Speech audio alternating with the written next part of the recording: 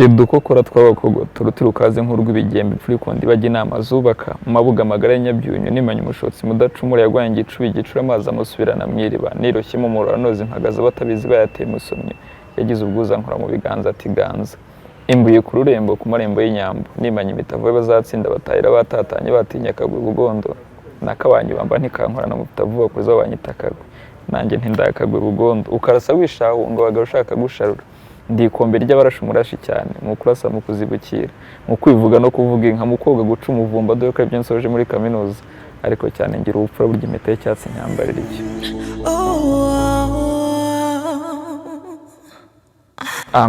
Rumaga Nseka by name, born in territory of Ruhango and Muhanga.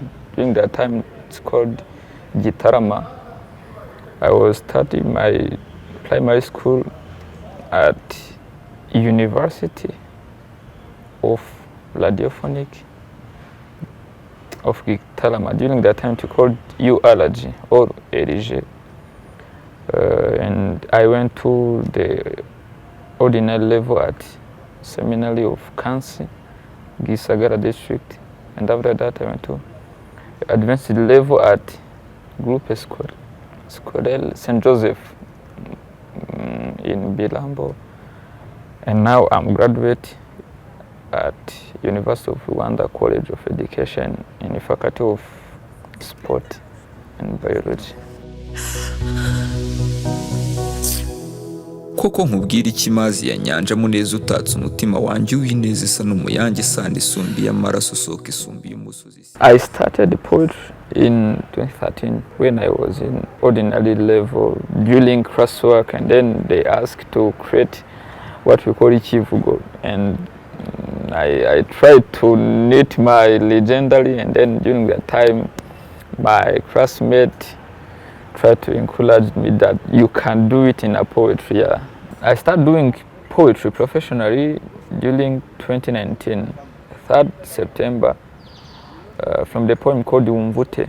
I would like to say what's in your mind. Yeah. Wumvute, wumvute, wumvute. Hoyange rwose ndababaye, njye abantu nkamwe ndabagaye. The process, the way I'm coming up to release a poem. Firstly, I tried to think about the universe. That's where I loved the inspiration. And then I sat, I tried to write, and then after I go in a studio. And there is a big challenge we have here, like in Rwanda. We don't have many producers who are able to produce poetry, you see. During that time, it comes to be a barrier to the poet, just because we act like poet, someone who is going to recite a poem, and part of production, we act like a poet and producers. So after writing, I try to find producer who can fit to my art type, and then we try to compose some melody which will fit to the rhymes of poetry.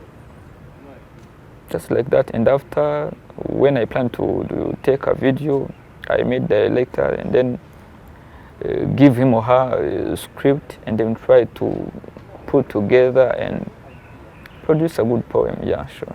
Urwiha rutinze rutahana inka, ingenzi uko yagira ntigira ihembe, urunigi ni rusaza ujya urwaka isaro, ubukumi ni bukwanga ujya ufubika itako, burya ubungana umunyu ugahinduka ivu. I have many poems, but by now the released one is 20, including 10 pieces which are new on my album, my first album, and then the remaining 10 was already released before my was released. Yeah. Ndaterura mu ndarahanika cyane sukuri kokereza arivuga bamarasaba indege n'ibyogajojo kuzinduka bigenza amaguru n'icyambara ntama. Umubyeyi ngamwumve bimwiruka wese na wa mubabaro wahoze ubeyuka wumva amashyushyu yamushyiditse ararenda gutembera mutambira bikunze ukabona yaguruka kanamubyinira ukazumva. I have a dream to make poetry industry.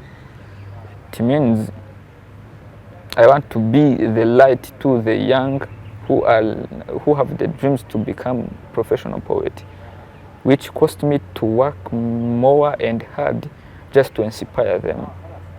The second, I want to see a poetry in abroad, where you can go in a concert like Buruse and then you found poetry concert, right?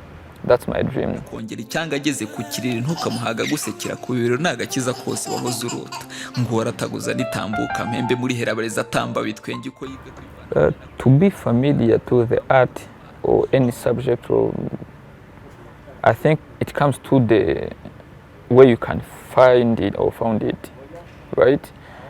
So the young generation are not familiar to the poetry stuffs just because it's not available around.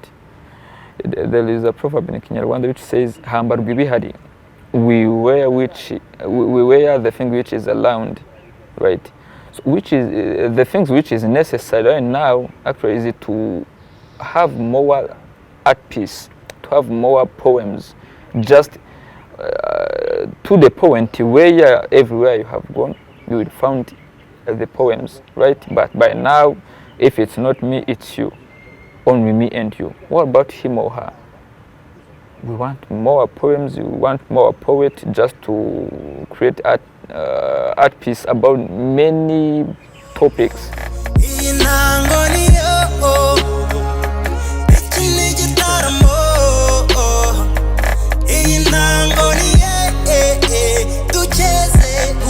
maze tugende tubuguze mbere kuko duhiganwa mbigishe gutaba no gutibuka ku mihigo twige gutarama no gutabarira igihugu mbigishe kugarama no kugarambira umugayo kwiha intego no kwirasira kure mbacira umuvuni rusatira mbere intango y'ubumwe, or in English it's like to mean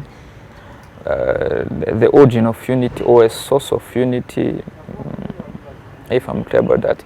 But it's one of my favorite poems, not only because late Buravan passed away during the process of releasing it, but also too according to the context of poem.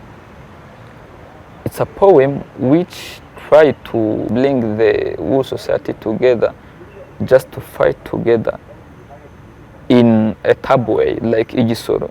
In a tab game, let's use our game just to put our energy together, our force together, not just to fight.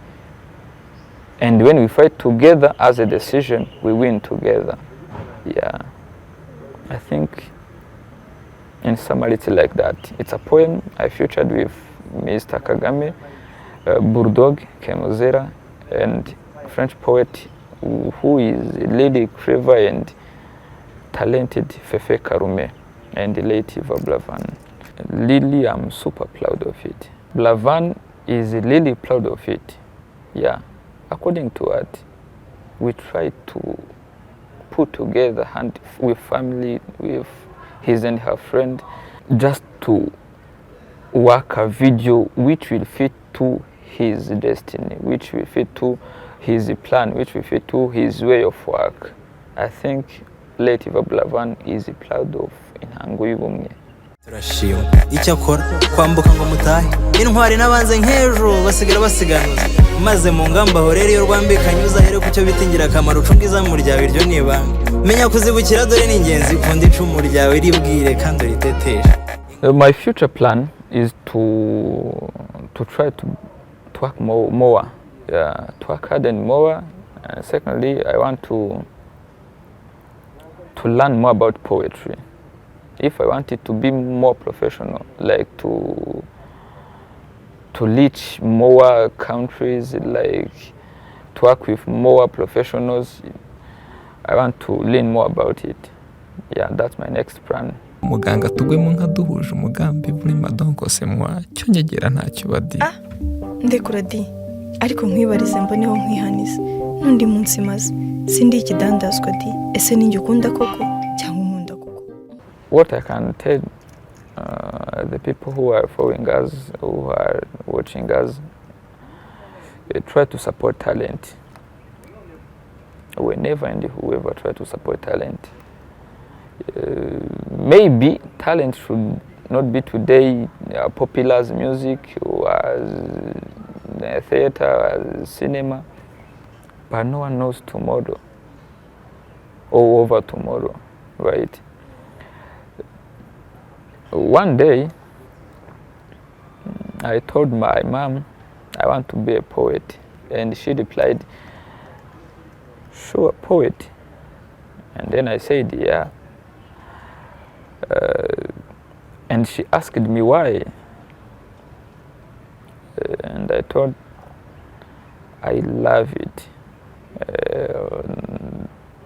I thought I will make a change in the poetry industry. During that time, I thought maybe poetry industry is around.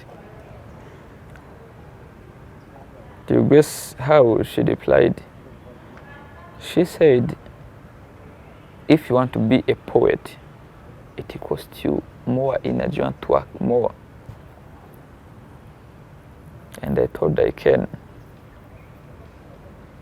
That's the kind of motivation you want to the parent. That's the kind of motivation you want to the friends. So try to support talent. Maybe she or he is a guitarist. Just try to support. Maybe she or he is a poet. Try to support. Maybe she or he is a journalist. Try to support. Just because the foundation of the country grow to the talent in different sectors. dukura bizuri hogoza rwose ntuma gutuza mba ndiho mpangayitse nibaza mbyutse rimwe nkasanga tutakiri kumwe nazize ikiswe keya hanze acyawe indi ntera herega nakinaga cyo nyegera nta kibadi.